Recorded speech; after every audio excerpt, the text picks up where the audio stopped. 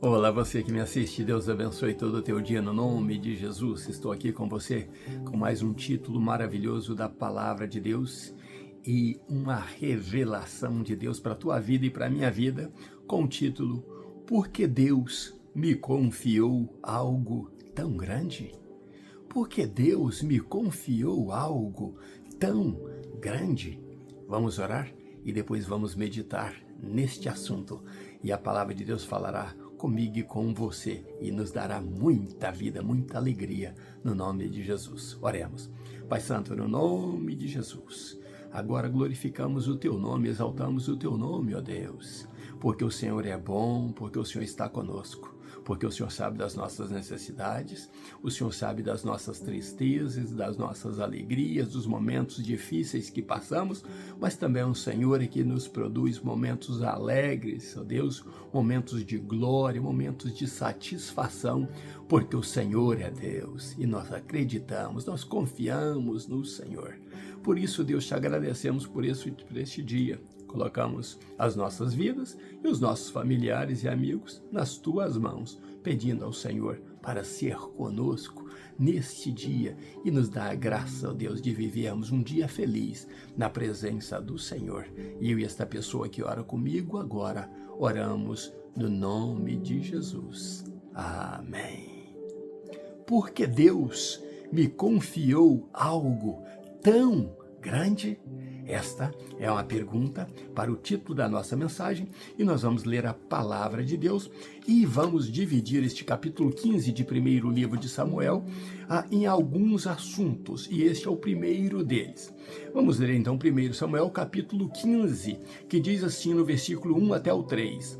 Disse Samuel a Saul: enviou-me o Senhor a ungir-te rei sobre o seu povo, sobre Israel. Portanto, ouve agora as palavras do Senhor.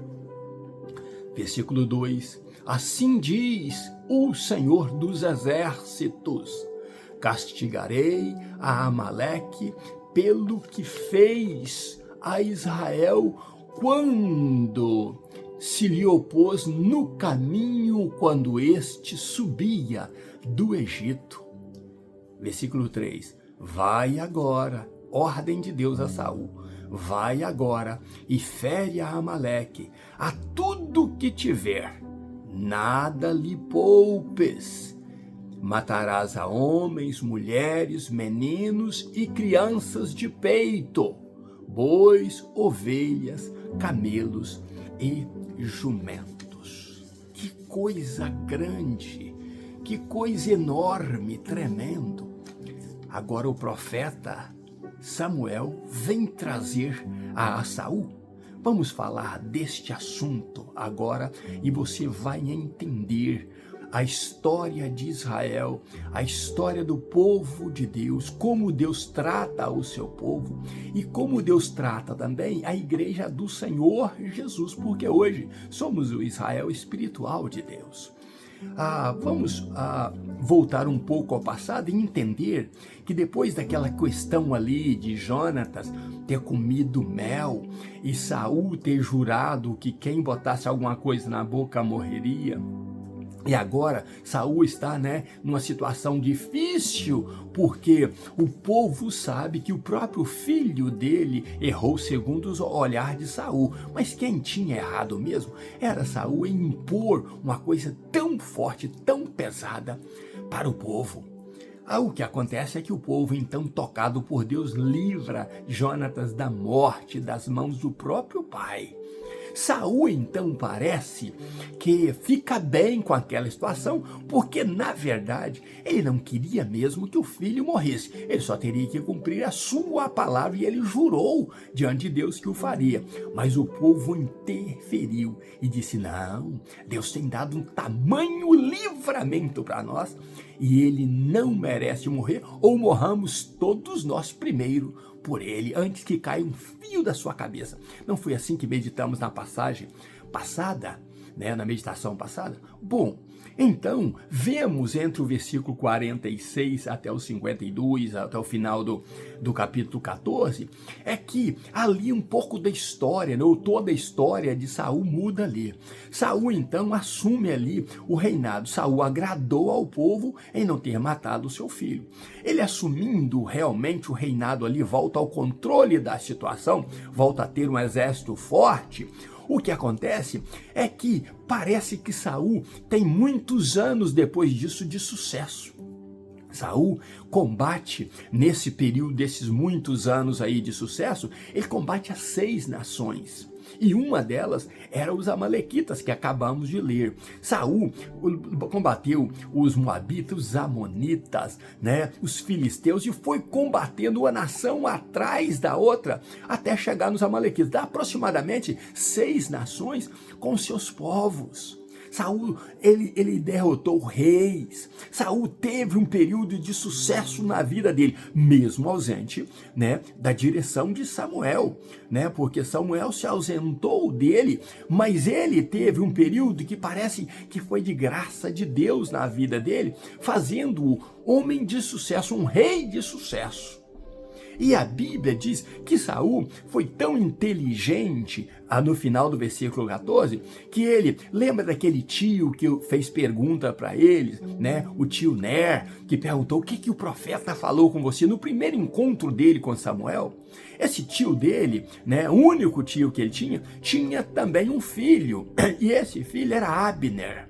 Talvez, como eu disse naquela meditação, esse tio estava esperando que o seu filho Abner, um homem destemido, um homem diferente, pudesse até ser o rei de Israel. Talvez ele estivesse preparando o seu filho para isso. Mas o que acontece é que Saul pega este Abner, possivelmente esse Abner desenvolveu muito nas guerras lá, que Saul propôs aos outros reinos e teve que guerrear com os outros reinos. Esse Abner foi muito bem sucedido. E por alguma razão, que não vamos entrar nesse assunto agora, Saul não coloca Jonatas como general do exército de Israel, apesar de Jonatas ter sido até então o mais destemido, o mais usado por Deus e ousado. Lembram disso? Mas Saul não o coloca como general do exército. Ele coloca Abner, né, como general do exército de Israel. Bom, isto é um dos mistérios de Saul. No final também fala sobre os 3 filhos de Saul, né, e as 2 filhas, e fala da esposa de Saul, também filha de Aimás. Então fala da família de Saul, do sucesso de Saul, dos reinos que ele combateu e ele foi vitorioso. E agora diz que Saul, todas as pessoas que se levantavam fortes em Israel, homens valentes, Saul colocava-os do seu lado. Saul os atraía para o exército dele. Saul estava realmente forte. Mas Saul esquecera de Samuel. Samuel estava lá em Ramá, mas é um momento de Deus agir agora, colocando algo tão grande na mão de Saul que parece absurdo. Por isso o título da nossa mensagem é: porque Deus me confirmou algo tão grande? Samuel então se dirige, Samuel vem para encontrar com Saul. E diz exatamente o que nós lemos. Disse Samuel a Saul: enviou-me o Senhor a ungir-te rei sobre o seu povo. O que Samuel estava dizendo? Saul, por mais que eu tenha caído no teu esquecimento, por mais que eu tenha ficado isolado de você, por mais que eu seja um profeta distante de você, que agora você não precisa mais dos meus serviços, eu trago a você uma memória. Você é rei, Saul. Você está aqui porque Deus me usou como profeta para te ungir. Fui eu, Saul, que te ungi. Senão, todo esse sucesso, toda essa sua vida, toda essa experiência que você tem com Deus e reinando já esses anos todos em Israel, não teria acontecido se Deus não usasse-me como profeta na tua vida. Eu trouxe a você sempre, Saul, a vontade, a palavra de Deus. Mas você, por um tempo, ignorou a palavra de Deus, cometeu seus erros e também me ignorou. Mas eu tenho aqui esta memória para você. Você está onde está, porque Deus me usou para te ungir rei. Você não deixa de ser rei. Mas, Saul, eu sou aquele mesmo profeta usado por Deus. Mas agora, Saul, eu tenho para você uma palavra do Senhor. Eu quero que você escute a palavra do Senhor, Saul. E então Samuel começa a falar com ele. Saul, o povo quando subiu do Egito, estava tudo bem com o povo. Deus matou o exército de Faraó lá no Mar Vermelho. O povo estava tendo experiências com Deus. Mas alguém se opôs no caminho do povo, tentando acabar com o povo de Deus, Saul. E esses eram os amalequitas, Amaleque. Ele se opôs querendo destruir a Israel. E Deus, Saul, falou pela boca de Moisés: um dia eu exterminarei da face da terra Amaleque por ter se oposto e querer destruir o meu povo.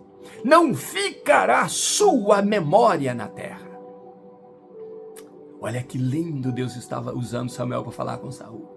O que eu falei lá com Moisés há centenas e centenas de anos passados. Eu vou concluir agora, Saul. Na tua vida eu coloco nas tuas mãos para fazer aquilo que eu falei que iria fazer. Porque Deus me confiou algo tão grande. E então, Samuel fala com Saul: o que fazer? Você vai ir e guerrear contra Amaleque. Você vai destruir tudo e todos, não vai deixar nada de ser vivente, nem de homens e nem de animais. Você não despojará nada, acabará com tudo. Como eles queriam oferecer aos deuses dele um holocausto aos deuses dele, agora eles serão oferecidos como holocausto ao Senhor. Deus irá exterminá-los. E você é este homem que Deus me manda trazer esta palavra. Depois disso, o que lemos é que Saul então ajuntou o exército. E disso falaremos amanhã. Meu querido e minha querida que me assiste, às vezes nós temos o dever, nós temos um mistério de Deus cumprindo em nós de coisas passadas que Deus falou. Deus às vezes falou lá no teu avô, na tua avó, ou com um tio, ou com um pastor, ou com um profeta lá no passado, que um dia iria usar você para fazer a vontade dele 100%. Que um dia ele iria usar você para destronar o trono de Satanás, para desfazer das obras do diabo, para usar você com poder para sinais, prodígios e maravilhas. Tem coisas que Deus falou lá, distante, que eu e você ainda não cumprimos, porque não prestamos atenção na voz profética, na voz da profecia. Eu ainda espero uma profecia que já são mais de 34 anos que foi dito. Eu estou no aguardo dela. Eu quero cumpri-la. Se Deus falou, Deus irá cumprir cabalmente na minha vida.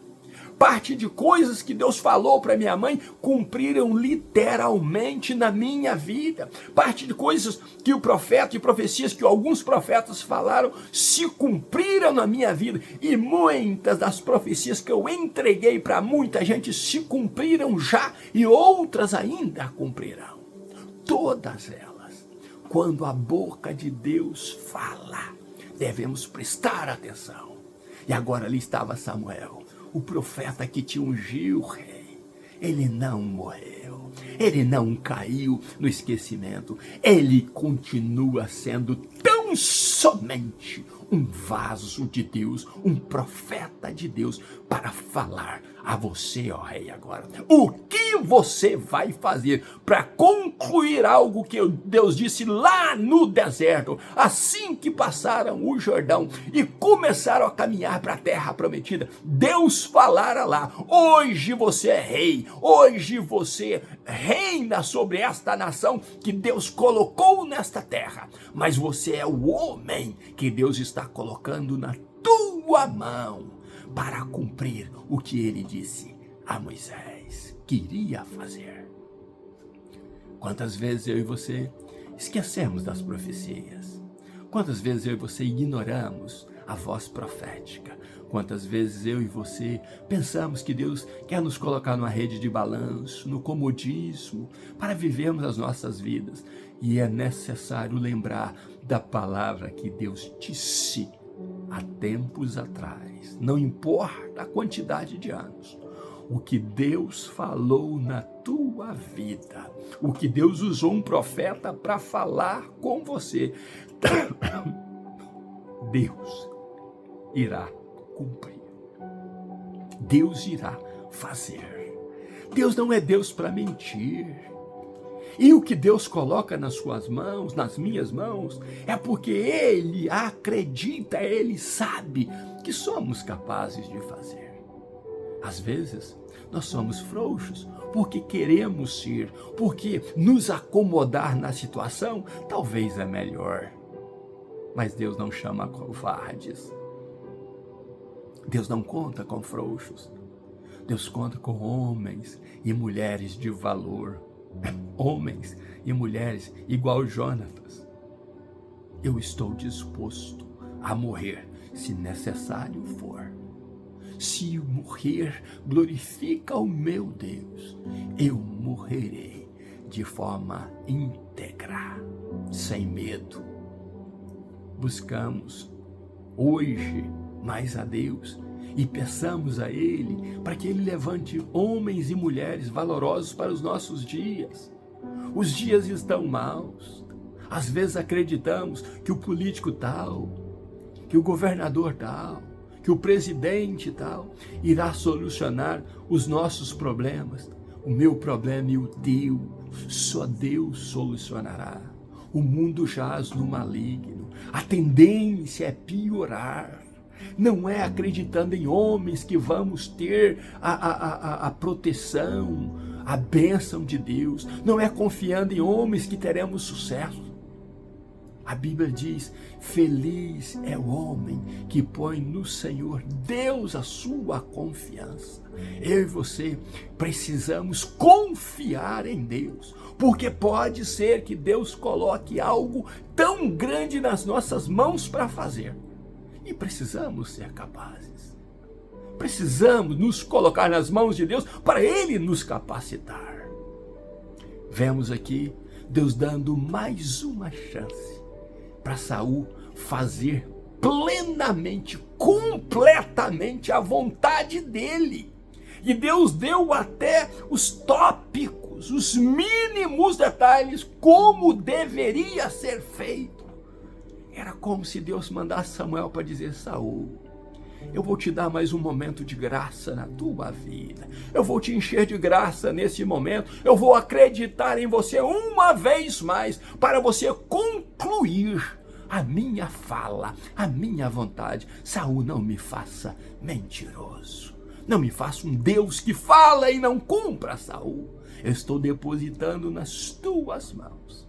Seja digno de confiança, Saul. Seja íntegro. Não me decepcione, Saul. Será que Deus poderia falar isso comigo e com você? Meu servo amado, eu estou confiando esta obra nas tuas mãos. Não me decepcione.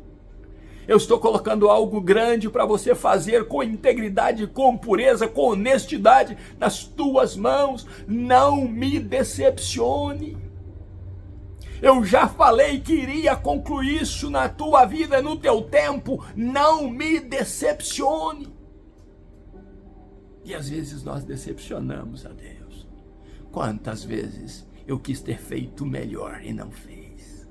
Quantas vezes Deus queria que eu fizesse melhor e eu decidi fazer de qualquer jeito? e tive que pedir perdão a Deus por ter feito de qualquer jeito algo tão sublime que Ele colocou nas minhas mãos. Quero lembrar a você que a palavra de Deus diz que aquele que faz algo que Deus coloca nas suas mãos, principalmente a obra de Deus, de forma relaxada, ele é chamado de maldito, ou de digno de fogo do inferno, indigno de confiança de Deus para com ele e do povo para com ele. Precisamos pensar nisso. Porque Deus me confiou algo tão grande? Se Ele te confiou, é porque Ele sabe que você é capaz de fazer do jeito que Ele ordenou. E Ele também sabe que se você não der lugar ao diabo, às curiosidades, ao medo, ao pavor, você será um vencedor nas mãos dele e fará exatamente aquilo que ele te mandou fazer. Deus só confia naqueles que são capacitados por ele para executar o que ele confiou. Que Deus te abençoe e abençoe a sua família no nome de Jesus. Que Deus te capacite, que Deus te guarde, que Deus te dê experiência, sabedoria, conhecimento, bondade, suprimento em todas as tuas áreas, para você ser fiel ao seu Deus. Amanhã seguiremos este assunto, algo tão grande que Deus colocou na mão de Saul, mas ele não só colocou na mão de Saul, ele coloca na tua e na minha também, e ele confia de que nós iremos fazer com todo o nosso coração, com toda a nossa alma e com todo o nosso espírito e força, porque Ele é o Deus que nos sustenta. É do trono da graça que vem o nosso sustento, a nossa força, a nossa energia e a nossa alegria. Deus abençoe você e te guarde. Ainda nos meus pijamas, buscando a Deus. Um grande abraço meu, pastor Riva Martins. Deus abençoe você e família, no nome de Jesus. Sigamos amanhã com este assunto, no nome de Jesus. Até amanhã, se Deus quiser. Um abraço meu.